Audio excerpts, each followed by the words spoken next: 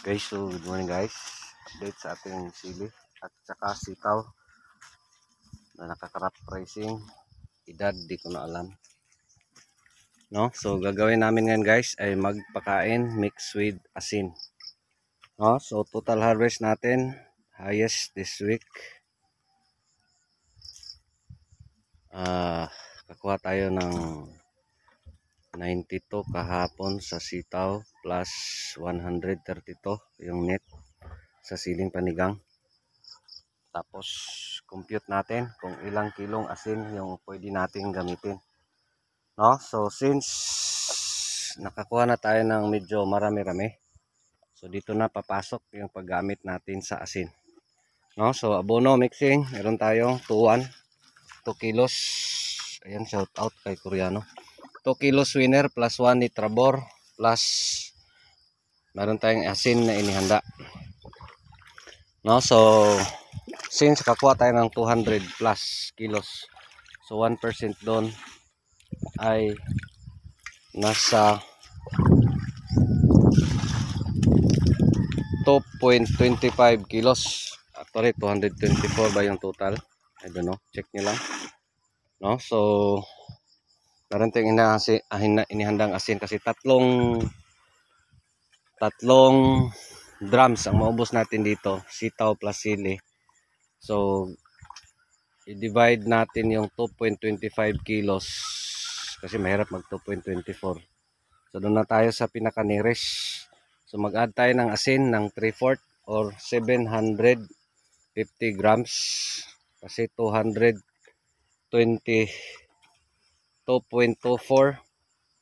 ano 1% of 240, 2.24 kilos divided by 3 drums kasi yan yung maubos. So dapat timpla natin ng asin per drum ay 0.75 kilos or 3/4. Mix mo yung asin do. Tilawig asin bagid na ha, basi dili na asin. Check. Tilawig check, asin ba ni check? No, so again, dagdag tayo ng asin. Ito ay replacement natin sa calcium boron na foliar. Careful ya, check nga di ka kapisik. Sunod dili butang ng drum diha ha. Di makasala mo. Dili sa kuno check asin ba? Yan tulo. Tulo, 3/4 man. That's 1/4 guys per pack. Dili asin ba? Asin? Dili ba? Dili ba? Ay ni inchik guys. Asin gila. Ay kana, mahirap kasi guys. Yan mo kasi.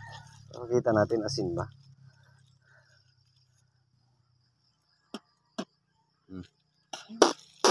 Pa. Kidney tag tinilaw ninyo eh. Asin na gina. No, so 2 kilos winner plus 1 3/4 na asin. 2 winner 1 kilo nitrabor plus 3/4 or 750 grams na asin. No, so tapos since naka-harvest tayo kahapon, so again, supposedly ang pagpapakain natin is kahapon, no? Pero nakita natin yung kakulangan sa tubig. So target sana namin ngayon ay magdilig muna bago magpakain, no? But since may ulan kagabi, so gagawin natin ngayon, imbes magdilig muna, eto, magpakain na. No, so doon tayo sa asin, ano gamitin yung asin. No, so again, paggamit natin ng asin, frequency every 10 to 15 days dito sa ating mga gulay. No, 10 to 15 days yung ating paggamit. Yan yung interval. Tapos ang pag-compute natin ay 1% doon sa maximum harvest mo in that specific week. No? So since nakakuha tayo ng 224 kilos, so doon tayo sa nearest magkuha ng 1%. So total all in all dito sa dalawang tanim. Na walang bearing kung anong tanim, basta 1% doon sa maximum harvest mo. Yan yung computations natin. No? So maliban dyan, yung asin, ginagamit din nating soil conditioner tuwing magbasal tayo dito sa ating land prep. No? So yan, may pipino, may tumubo, may wala, pero may replacement na yan. So part natin sa SOP sa land preparation ay mag-spray ng asin at chlorine. No? So dito since medyo may na-harvest na tayo at marami-rami na. So dito na tayo magsimula gumamit ng asin dito sa ating mga tanim. No? So again, Star Premium F1 yung sitaw, yung siling panigang ay Vulcan F1. Update sa presyo kahapon. No? Yung sitaw tag 20 na lang. Tapos yung siling panigang tag 110 per kilo. So at least meron. No? So again, yung asin ginagamit nating replacement sa calcium boron na foliar. Never tayong gumamit ng calcium boron ng foliar.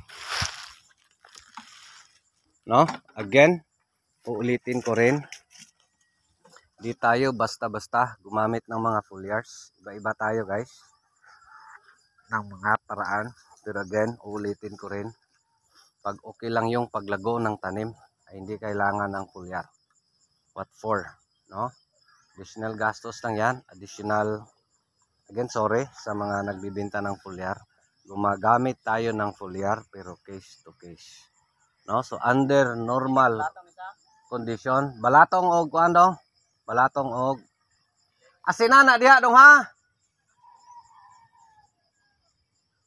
Dabay asin, pila na kabaldi na kuha? Sige lang.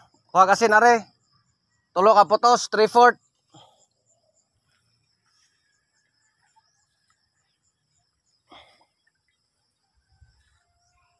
Nare.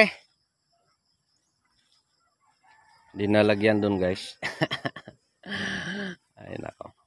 Pero ayan, pahabol. 2 balde pa yun nakuha. Okay lang. No? So again, bakit? Additional gastos lang yung foliar. Provided okay lang yung tanim, hindi kailangan ng foliar. Pero again, uulitin ko rin, iba-iba tayo ng ginagawa, iba-iba tayo ng management. Nasa sa inyo na kung mag-foliar ba kayo o hindi. Tulo dong asin, inasinan na. Tulok asin. No? So tapos ito yung nangungulot guys. Nasili. So medyo naging okay yung iba. Yan, kinain ng manok. Kaming manok dito kasi. No? So again, doon tayo sa asin. Ang asin ay replacement natin sa calcium boron na foliar. Anong role sa asin? No? So ano ba ang meron sa asin? No? So again, kung titingnan nyo, yung asin ay ginagamit doon sa mga niyog, no? At ano-ano pang mga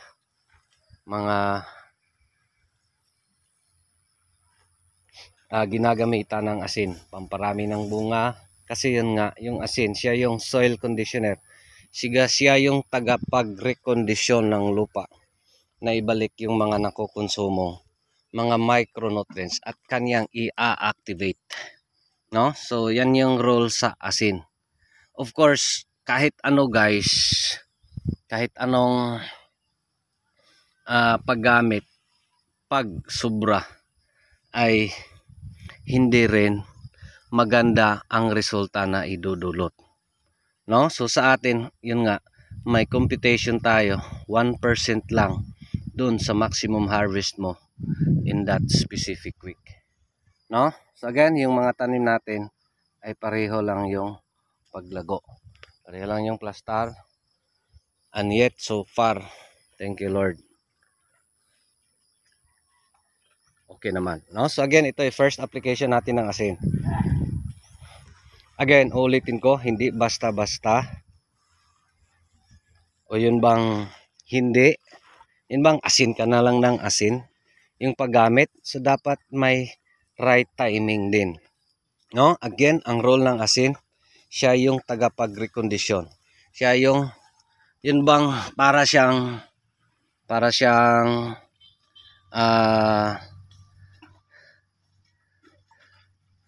siya yung ginagamit nating soil conditioner, no? Yung mga nutrients na andyan ay kanyang i-reactivate, ay kanyang ipakondisyon, no?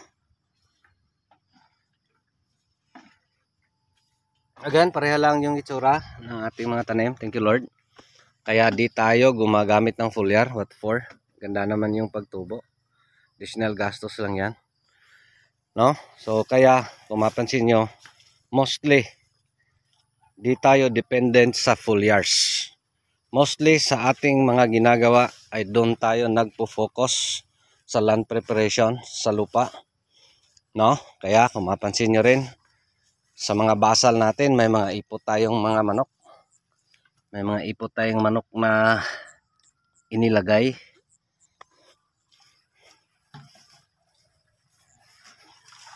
As part sa ating land preparation para maging mas mataba yung lupa. No? So, ang ginagamit nating pangdilig, shout out kay Inchik. Parati. Ayaw ni Inchik. Tikman natin. Di pa naman, Chik. Parang kulang sa timpla, Chik. Of course, shout out sa mga sumubok ng asin.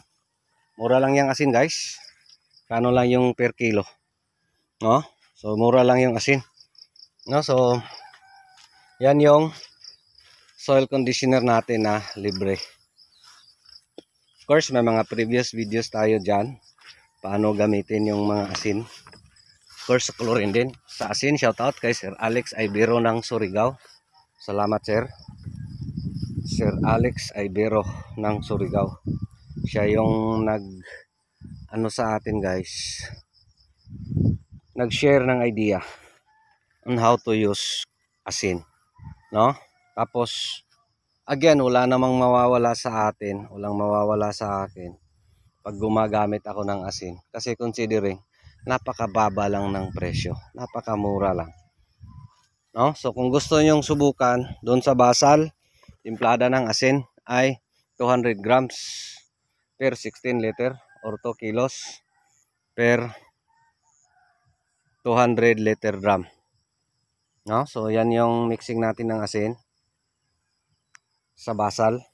Again, dito sa tuwing may na harvest na, ang computation natin is 1% doon sa maximum harvest mo in that specific week, no? So interval natin dito paggamit ng asin ay 10 to 15 days, no?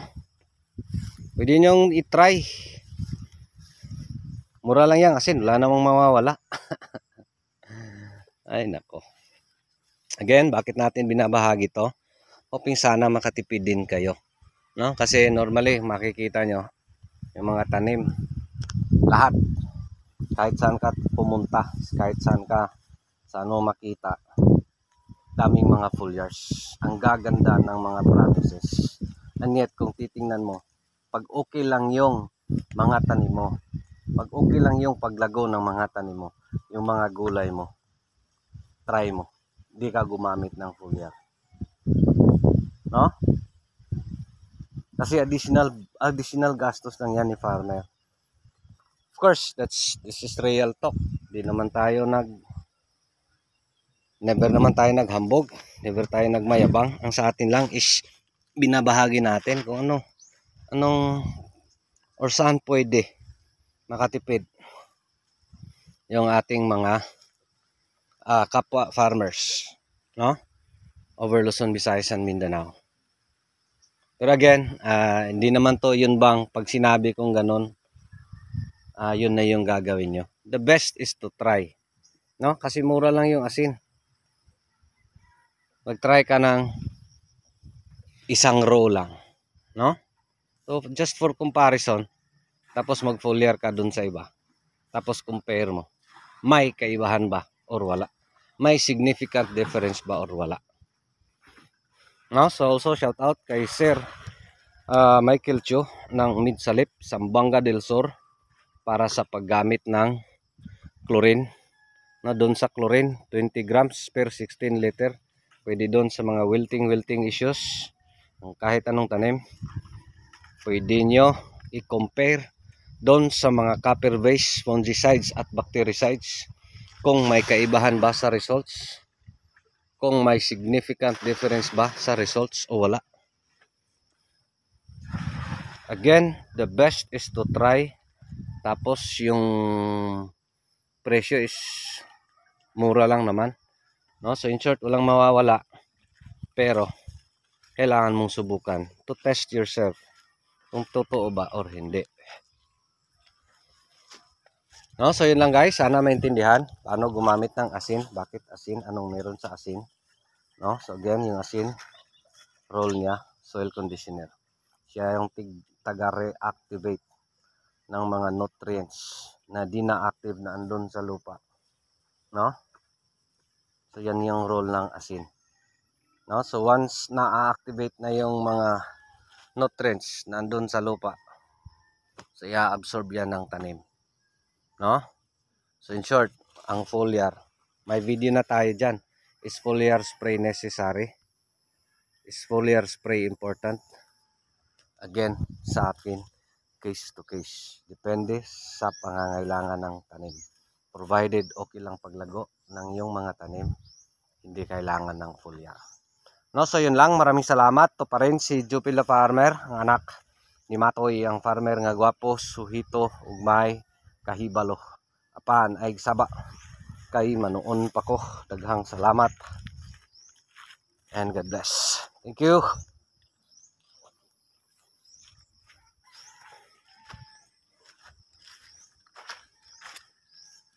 Silip tayo sa ampalaya natin. Harvest day bukas. Thank you sa ating mga ampalaya. Thank you Lord.